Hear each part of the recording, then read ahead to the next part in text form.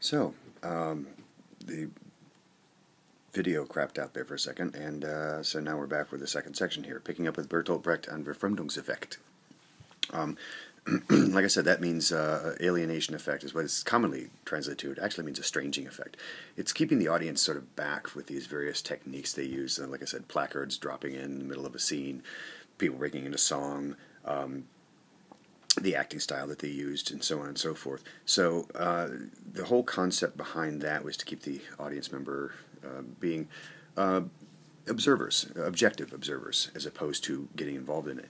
Some of the most well-known plays he's written have been Threepenny Opera, Mother Courage and Her Children, several others. He's written many, many others, but Caucasian Chalk Circle is another one. So his Berliner Ensemble was pretty much one of the most renowned companies in modern theater. And so that's pretty much what we need to know about Bertolt Brecht. Max Frisch is our next writer under postmodernists. He wrote a play called Biederman and the Firebugs. He wrote some others as well, but that's one of his more well-known ones.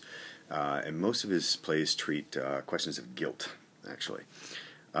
Friedrich Dürrenmatt, he wrote The Visit. If you've ever read that, it's an interesting one.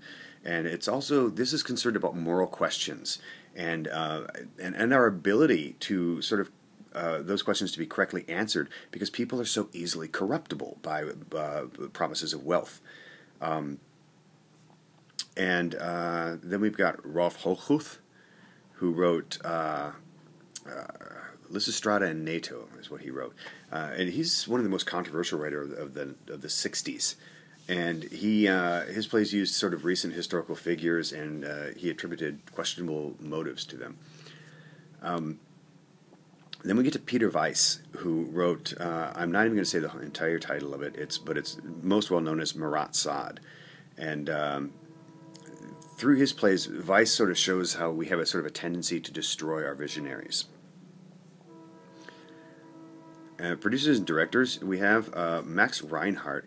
He is really recognized by the concept, that his concept at least, that there's no one single approach to producing plays. That each play has its own way that it wants to be produced, and that's the best way to produce it. So you sort of look at the production, sort of see how it wants to be done, and that's how you have to do it, whether it's symbolism, realism, expressionism. Each play kind of tells you how it needs to be produced. And so he keeps it, tries to not really force the play into a mold, but rather find out what it's supposed to be. And he also believed that the director should control every aspect of the production, so another link in that sort of strong director chain. And he was also very, very big on ensemble acting as well. Also created what was known as a Regiebuch, R-E-G-I-E-B-U-C-H, which is somewhat similar to the Modellbuch, detailed every single aspect of the production. Bertolt Brecht we talked about as producer-director. Peter Stein is another one that we talked about. Now, he's probably the most influential director in Germany. His approach to interpreting a script was to treat it as a performance of a script, as opposed to a real-life situation. He's treating it as a more of a performance. He was sort of looked at it as a sort of critique on ideological limitations, and its indication of its pertinence in today's world. So that's what Peter Stein is like. So now we're moving on to Russia. Okay, in 1898, two guys, Konstantin Stanislavski and Vladimir Nemirovich Denchenko, sit in a coffee shop for, I think it was like 18 plus hours, and talk about how theater needs to be redone, and sort of production levels need to be heightened in Russian theater. And so in 1898, that is the beginning of the Moscow Art Theater, which is pretty much sort of Russia's free theater movement. But it differs from the other free theaters in the fact that it's a professional organization and supported by the state, because the state felt that drama, theater, is a national treasure and should be supported. So it got actually a good deal of state support. It was the difference also with the Moscow Art Theater is they were really focusing on levels of production, raising levels of production, rather than necessarily neglected plays. Although, much like other free theaters, they were responsible for launching one of the greatest writers of their time, who was Anton Chekhov, and we'll talk about him in a minute. Now, then you got Russia between the wars. And in 1917, the communists seized power, and they encouraged theater. Again, this sort of a national treasure kind of concept. So, oddly enough, communists felt that theater was a requirement, and they threw a lot of money behind it. The communists seized power, ending about 300 years of Romanov rule. Yes, that's the Anastasia Romanov family. And the Civil War continued until the 20s, and after that, I think there was like 20 million people killed in that Civil War. It was huge. And the economy was crippled. And so they were really trying to restructure and rebuild their entire infrastructure, government and the economy and everything. And it left theater kind of free to experiment and do what they wanted without being sort of looked over or censored too much. And the cool thing is that the support by the communists for theater as a national treasure not only prompted professional theater, but really helped push amateur theater as well. In 1920, a guy by the name of Meyerhold, who had worked with Stanislavski as the head of his anti-realistic theater section of the Moscow Art Theater, then they sort of parted ways because they just didn't agree with one another. He was, unfortunately, at that point in time, then appointed the head of the Commissariat of Education, which means that he oversaw theater. So Konstantin Stanislavski kicked him out of the Moscow Art Theater because they didn't get along, and then he became the head of theater everywhere in Russia. But he didn't hold on to it long. He left it very shortly thereafter because he wants to focus on perfecting his theories as a true artist. So from 1921 to 1930, Meyerhold works on perfecting his theories of biomechanics and constructivism. Now, biomechanics is a movement style for actors that allows them to do what they need to do in order to create their characterization. This is still being practiced and studied today. And a lot of your major movement specialists will be trained in Meyerhold's biomechanics style.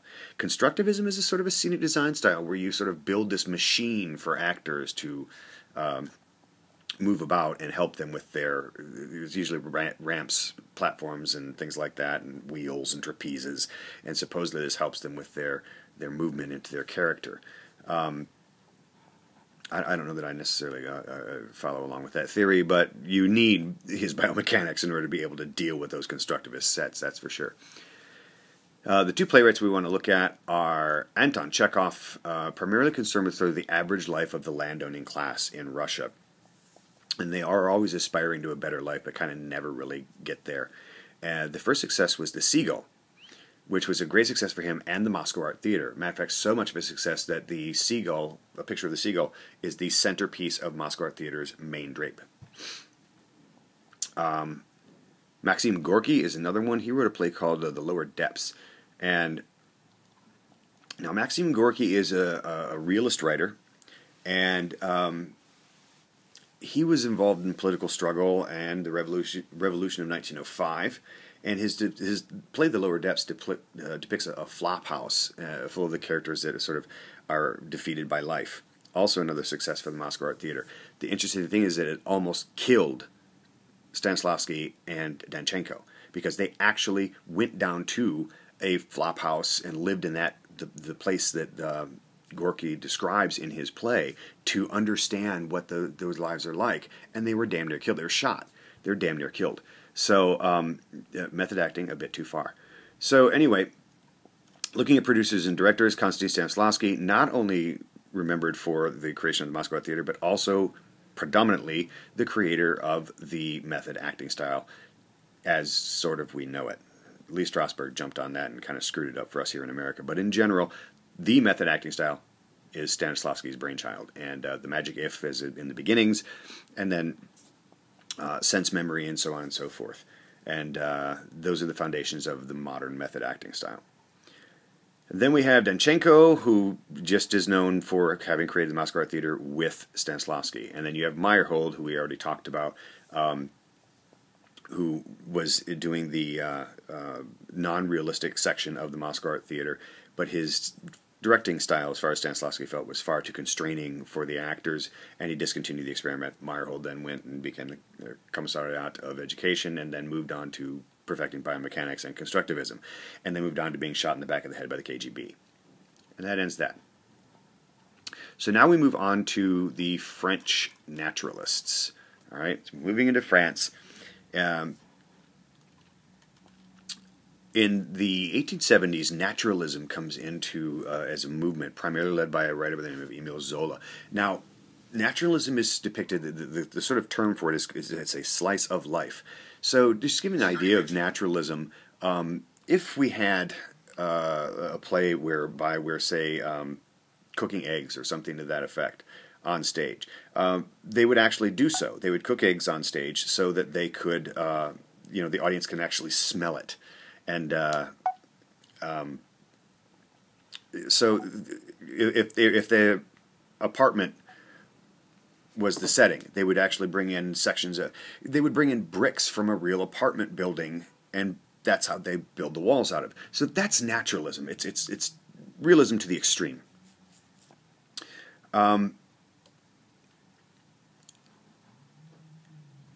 Next one is 1887, Théâtre Libre, opened by André Antoine. Now that is the first free theater. That is the beginning. André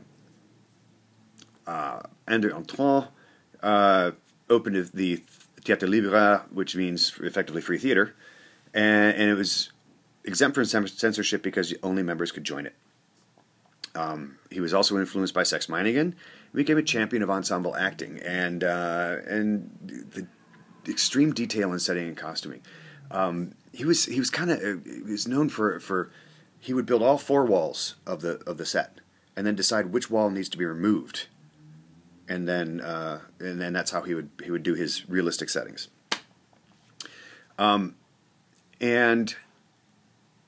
then we've got the 1890, and that is Théâtre des Arts, opened by Paul Fort. Now that in and of itself isn't incredibly terribly important in general. What it did do is about 46 authors who hadn't been seen before were presented in this short amount of time that this was open, and he would then also bring in various artists and stuff to do work for him that had never been heard of before. Like one of his scene painters was this guy that no one had ever heard of before named Pablo Picasso. And so he launched a lot of careers by the Théâtre des Arts, but other than that, not as horrendously important as the next one. 1896, Le Nepal. Aurélien Le Nepal was a producer, and he actually worked with Paul Fort for a little while, and then moved on to his own. And that was, he produced Alfred Jarry's Ubu Roy, which is King Ubu. And that was one of the first symbolic, absurdist plays. That was a launch of the break from realism. It influenced every break from realism to World War I, which then influenced every break from realism thereafter. So that's an important milestone right there. Just because a play's been written that's anti-realistic at that time doesn't really mean anything unless it's been produced. The important thing here is that Le Nepal produced that absurdist drama and been seen, and it started to make a movement.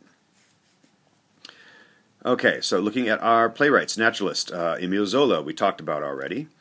And then we have Henri Beck, and he was the writer that sort of most captured the naturalistic style. A play called The Vultures and La Parisienne. Then we have the symbolists, Alfred Jarry. Now, Alfred Jarry actually falls into symbolists, not so much at the time where we're not talking about what we call them now as absurdist writers. So he falls into the symbolists. Now, after World War II, we have writers such as Jean O'Neill, and Jean O'Neill was he wrote a play called The Waltz of the Toreadors, and his works are preoccupied with sort of maintaining integrity in a world that's based on compromises. So that's what kind of where he was focusing on that. He would probably fall into an absurdist writer realm. Jean-Paul Sartre writes plays like No Exit, which is a very well-known one, and The Flies. His works tend to deny the existence of God and fix standards of conduct and verifiable moral codes. So I'd say he was probably more of an existentialist than an absurdist, really, to be honest. Samuel Beckett, most well known for Waiting for Godot. He was an Irishman, actually, who moved to Paris. So the Irish still claim him as their writer. And he was the first absurdist to win international fame, and that's what pushed absurdism into one of the, a big movement in the early 20th century. Then we have Eugene Ionesco. Eugene Ionesco with plays like The Bald Soprano, Rhinoceros. He tends to take a more positive view by protagonists that are standing up against conformity, but they don't really know why. So again, why it's absurdist, and the reasons that they have to stand against conformity are absurd. So that's who we're looking for predominantly there, as far as Ionesco, what he's like. Now, as far as we hit producers, now we've talked about Antoine. Antoine also, after he opened the Théâtre Libre, he actually left and moved on. After that, he opened the Théâtre Antoine in 1897, and then he became the director of the Odeon, which is the most prestigious theater at the time.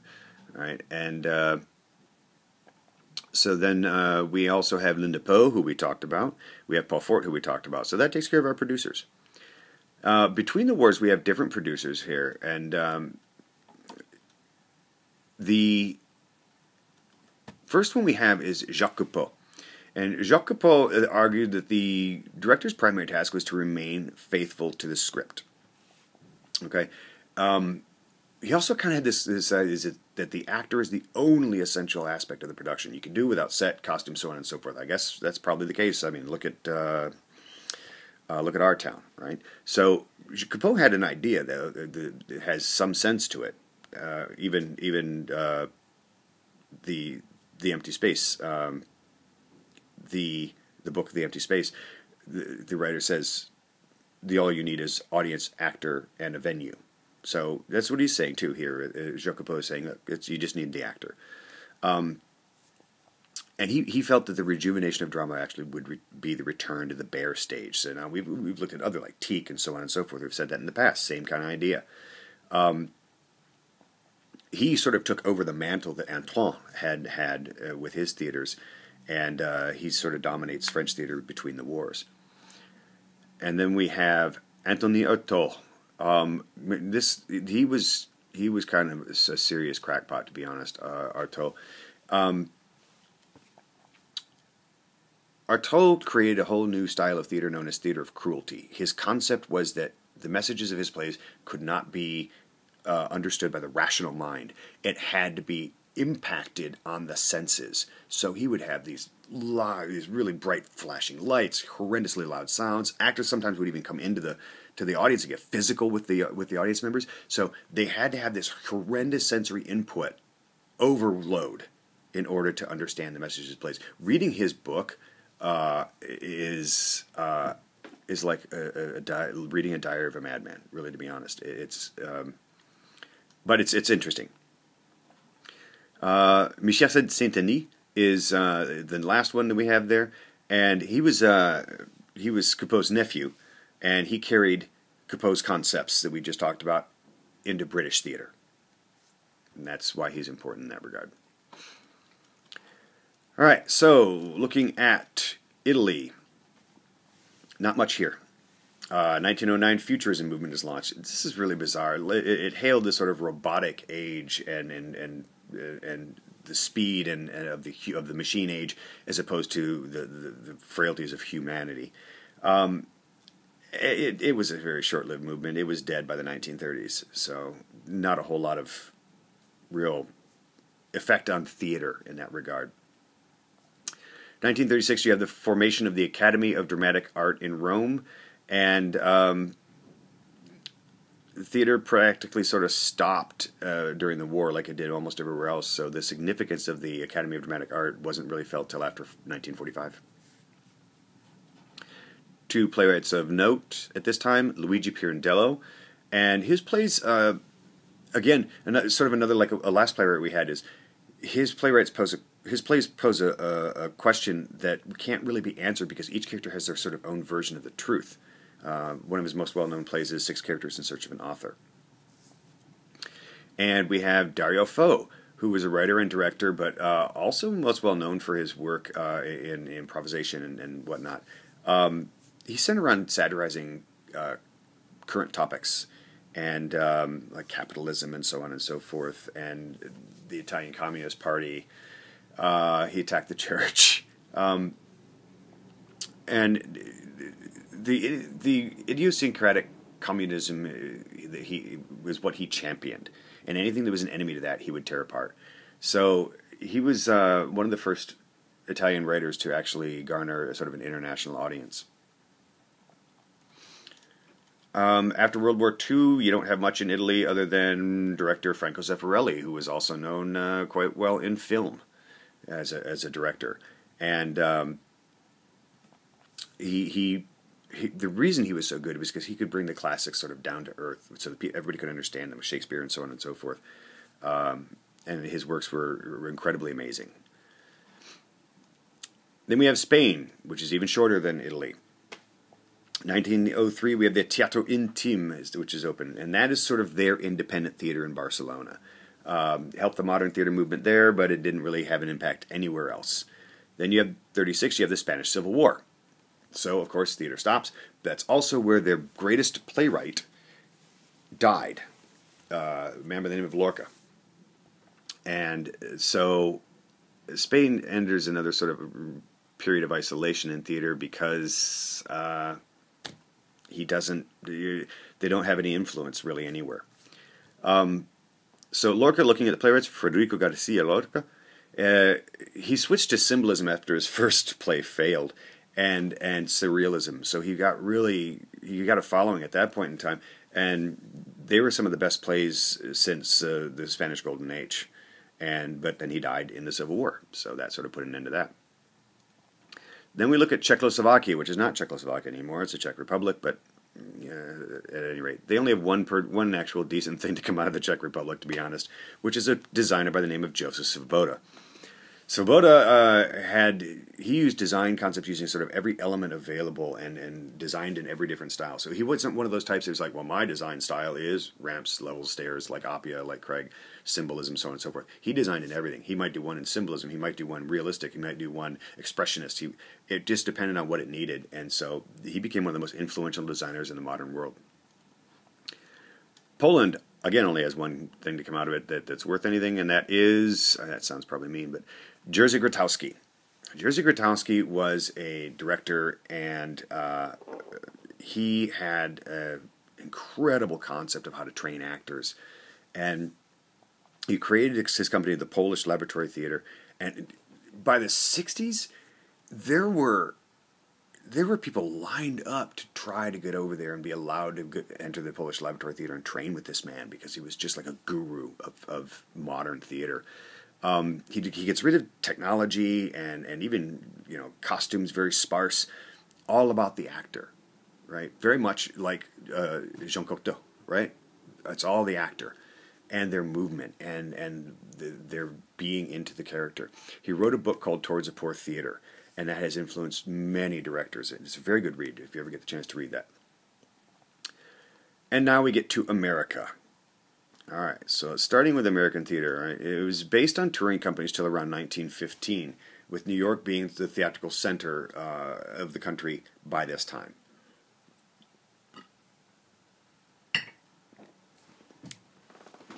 Now,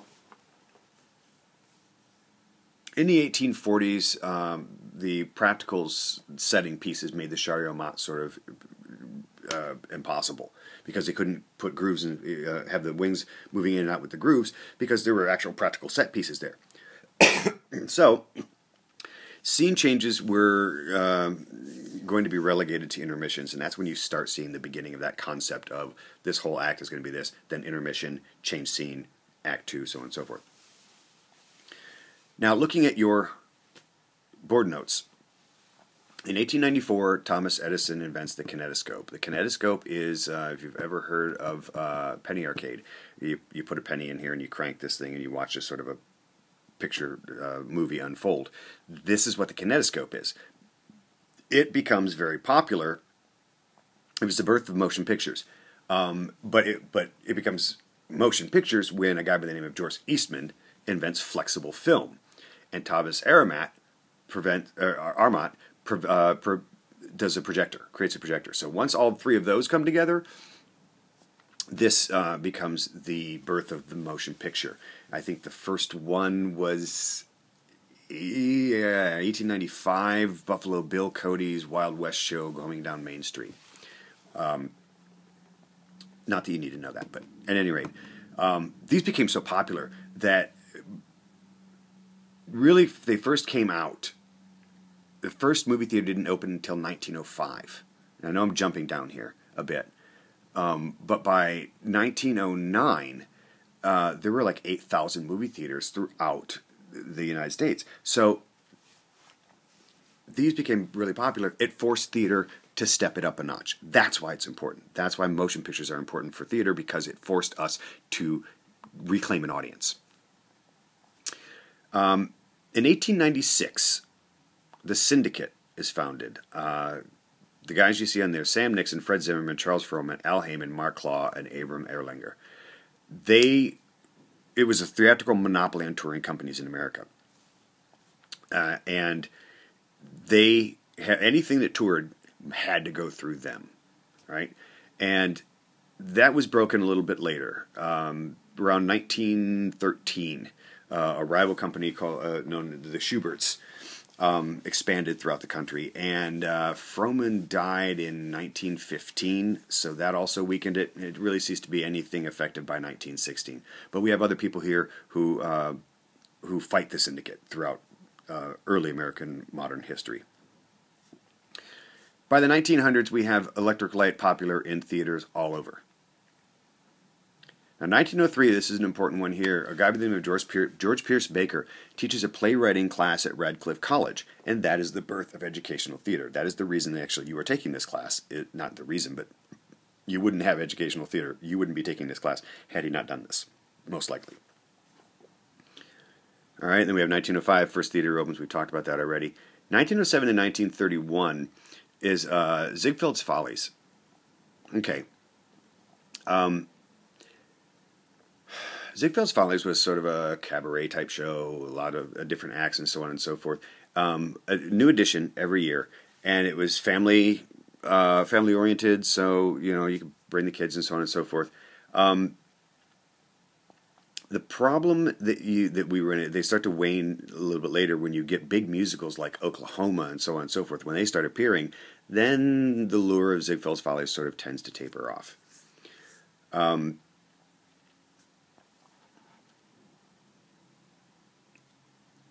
1910 to 1911, we have the National Alliance of Technical Stage Employees formed. All right, and that is what we now call IATSE, or IA, the International Alliance of Technical Stage Employees. Interesting note, around this time, opera houses were popping up all over the United States in even the smallest little towns.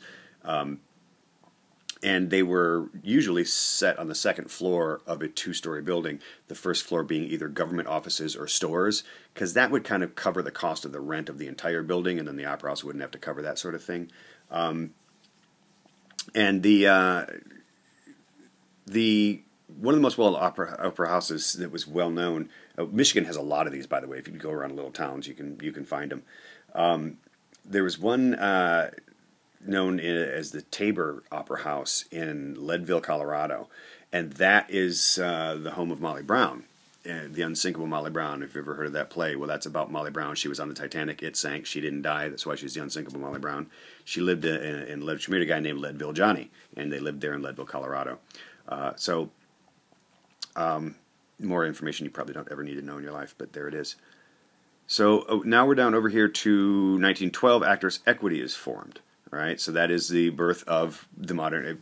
Every actor should know that Actors Equity. That's the sort of actors union.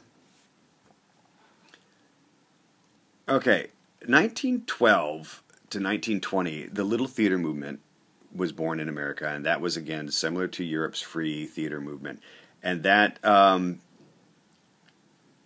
Again, one of the first ones opened with Ibsen's Ghost because it was censored everywhere. And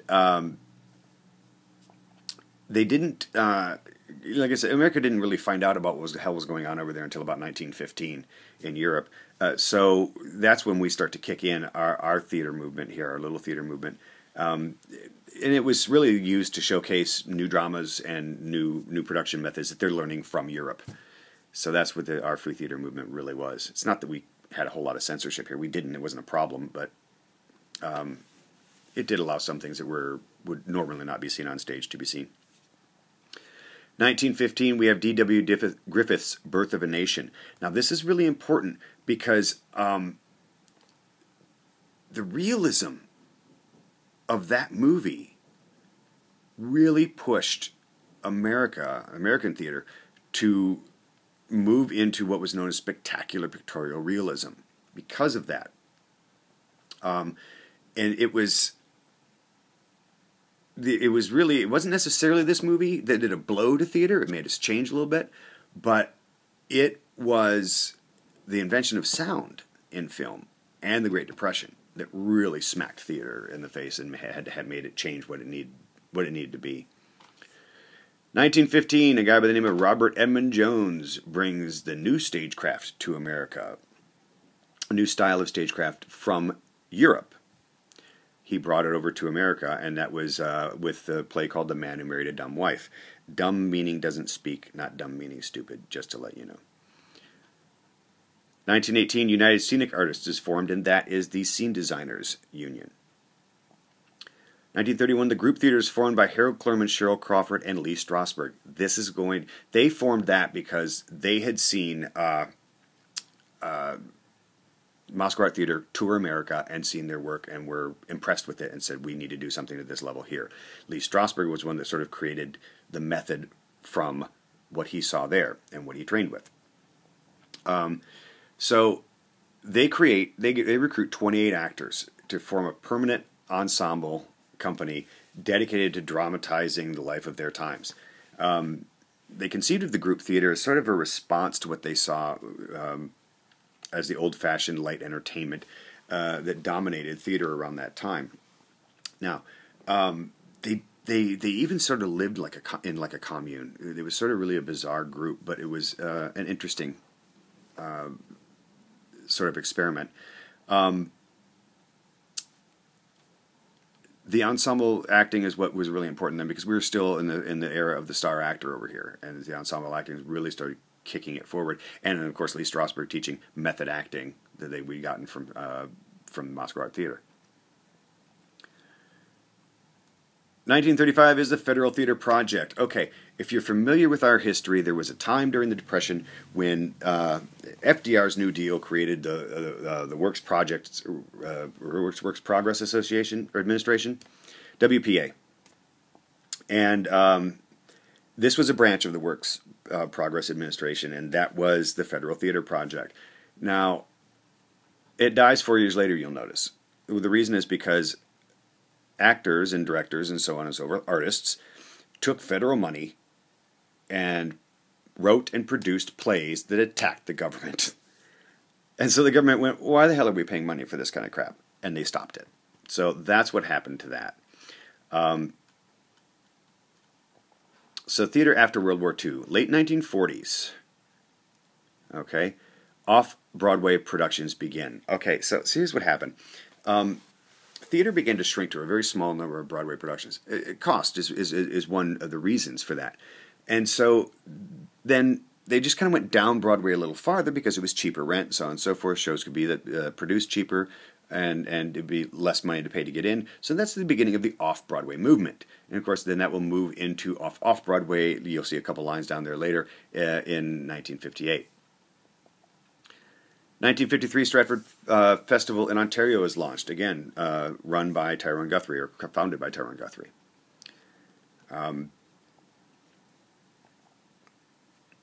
This also launches a whole bunch of Shakespeare festivals throughout North America as well. In 1958, the decline of off-Broadway is supplemented by off-Broadway, and so then we continue. 1968, we finally get nudity and obscenity that are brought to the stage with the play Hair. And it begins to change our perspective on what's acceptable for the stage and what isn't. All right? So now our standards of acceptable theater have begun to change. But it's the 60s, it's late 60s, it's in the 70s now.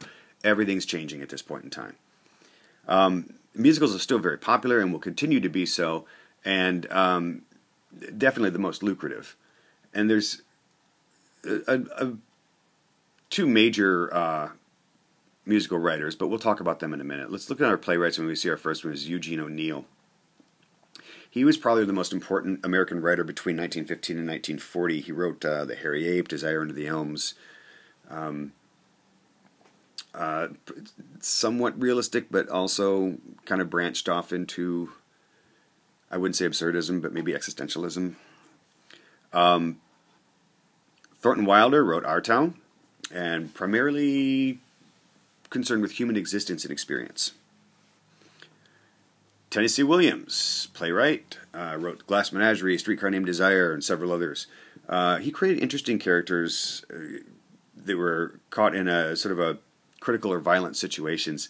They usually are struggling with a past or trying to create a better future.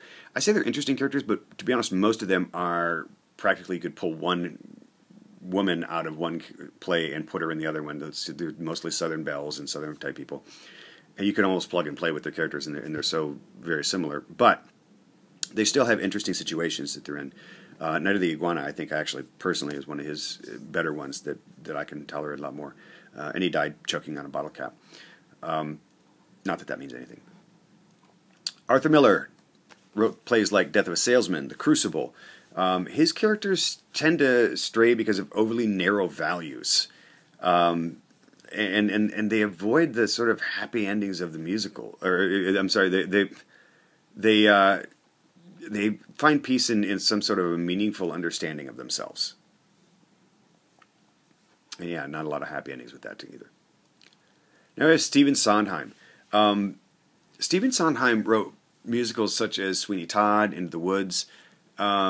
They kind of offer ironic views of human behavior. And also, again, a lot of his don't end terribly happy either. So, Andrew Lloyd Webber, he wrote plays like Jesus Christ Superstar, Cats, Joseph. Probably some of the most popular musicals in America today are his. And they tend more toward opera than musicals. So they're like rock operas, as we sort of consider them today. They don't have dialogue, it's all sung.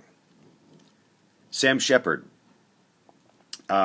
His works are interesting in the fact that the recurring theme in his plays seems to be a denial of the past. It's a realistic writer, and probably one of the most well-known Broadway playwrights right now.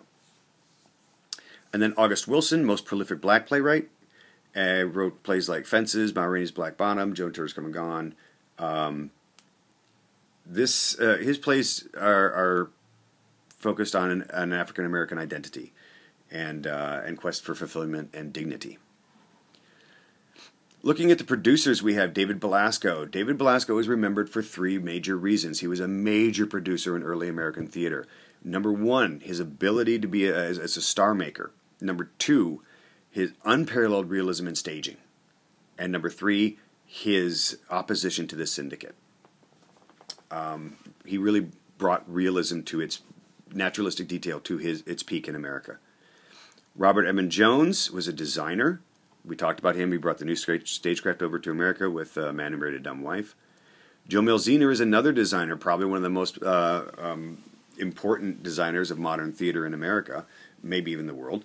Definitely most famous for his set design for Arthur Miller's Death of a Salesman. You can look that up online and find it. Elia Kazan is a director. He also worked with Robert Lewis and Cheryl Crawford and formed the Actors Studio in 1947. developed the actors. He helped develop actors with that actor studio and using the Stanislavski's method. Probably known as one of the greatest directors in modern theater, as well as Joseph Papp, our last one, who is the founder of the New York Shakespeare Festival and one of the most influential producers there is in modern theater. And that takes care of modern theater.